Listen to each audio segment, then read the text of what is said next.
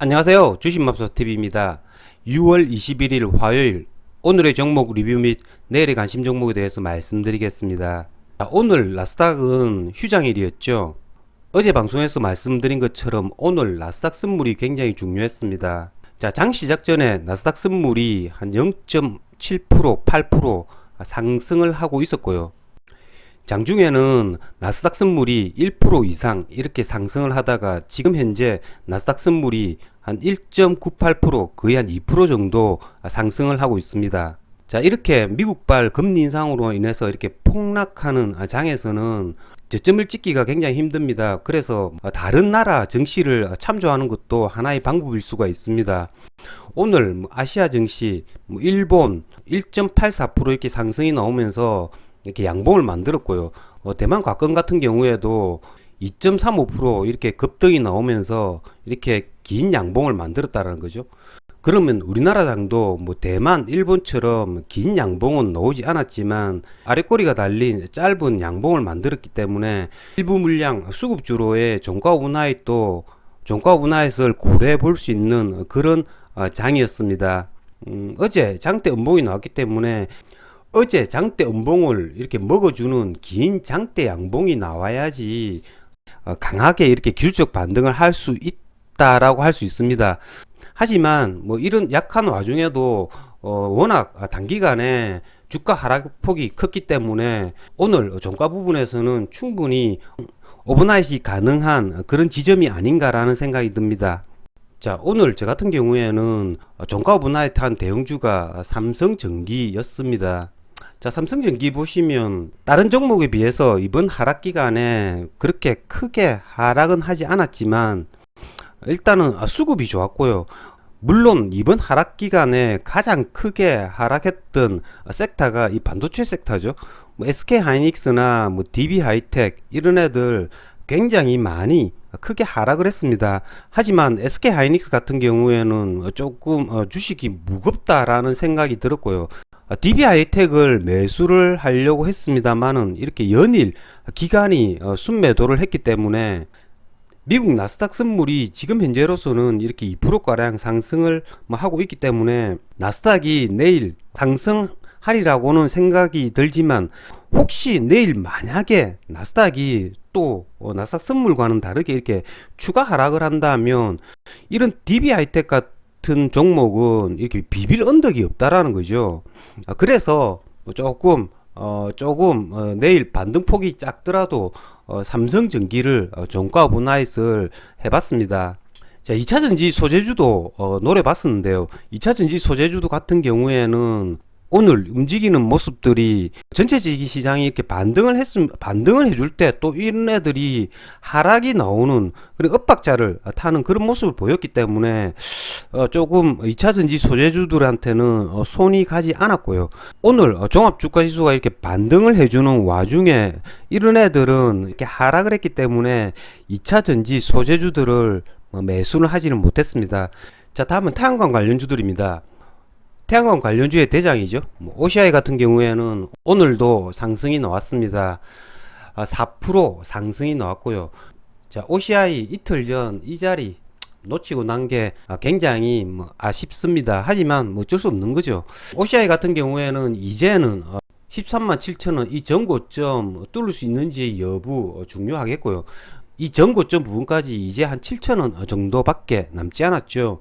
그렇기 때문에 이 부분을 과연 뚫을 수 있는지 여부가 관건이 될 것 같습니다. 오늘 현대에너지솔루션도 한 10% 정도 이렇게 상승을 해줬다는 거죠. 제가 어제 말씀드린 SDN 그대로 움직이는 거죠. 얘네들은 이렇게 OCI나 하나솔루션처럼 태양광 수급주들이 기관의 매수세로 이렇게 탄탄한 모습을 보이다 보니까 이런 SDN처럼 외국인 단타와 그리고 개인 큰손들이 이렇게 갖고 노는 종목들은 크게 움직일 수밖에 없다라는 거죠. 요즘 이렇게 외국인 단타들을 이렇게 개인들이 철저하게 이렇게 소외를 시킵니다. 그러고 나면 이런 지점에서 개인 큰손들이 물량을 받아가지고 그 다음에 이렇게 슈팅을 시켜준다라는 거죠.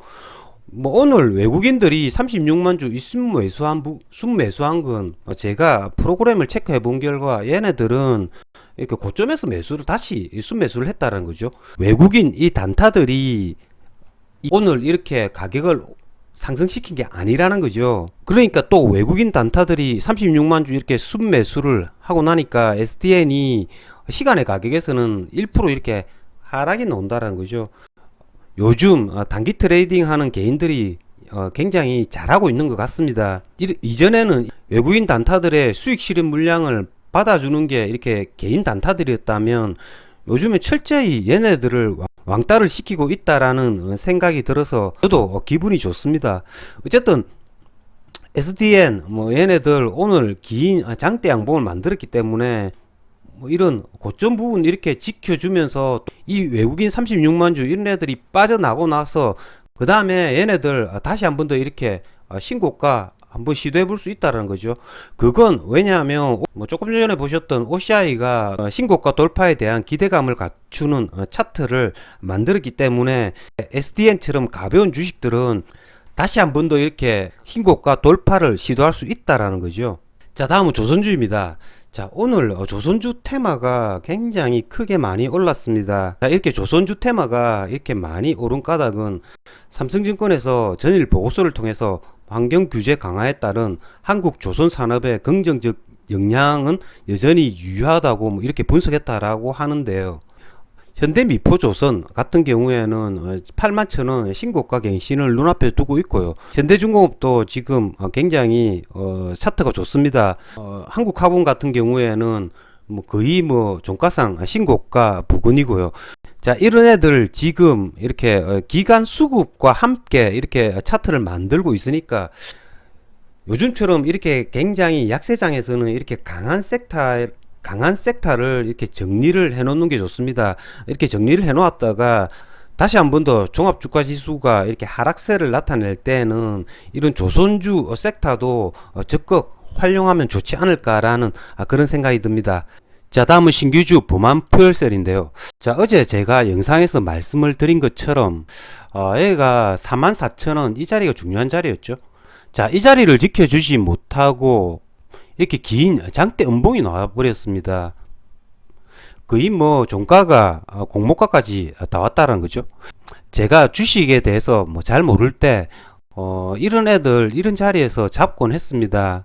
왜냐하면 공모가 부근까지 다 왔기 때문에 가격이 싸다란 이유로 이런 자리에서 매수를 했었는데요. 이런 자리는 매수하는 자리가 아니라는 거죠. 이 공모가라는 게 별 큰 의미가 없습니다. 만약에 내가 어제 종가 분할을 했더라도 오늘 아침에 이렇게 계속 이렇게 빠지는 자리 44,000원 이 자리를 3분봉상 한번 이렇게 짧게 양봉을 만들었다는 거죠.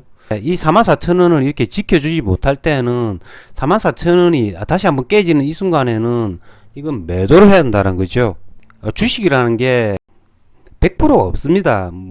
그렇기 때문에 굉장히 어려운데요. 자, 범한포열셀이 오늘처럼 이렇게 긴 장대 음봉이 나왔지만 이런 망치형의 짧은 음봉이나 양봉을 만들면서 종가가 끝났다면 이렇게 슈팅을 해줄 수 있었다라는 거죠. 어제만을 보고는 이렇게 도저히 알 수가 없다라는 겁니다.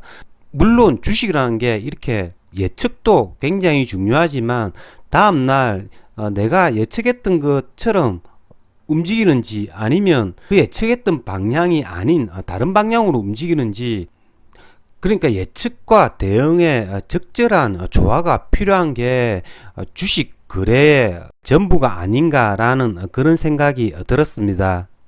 자, 이상으로 주식맙사TV를 마치겠습니다. 여러분 내일도 거래 잘하셔서 큰 수익 거두시길 기원드리겠습니다.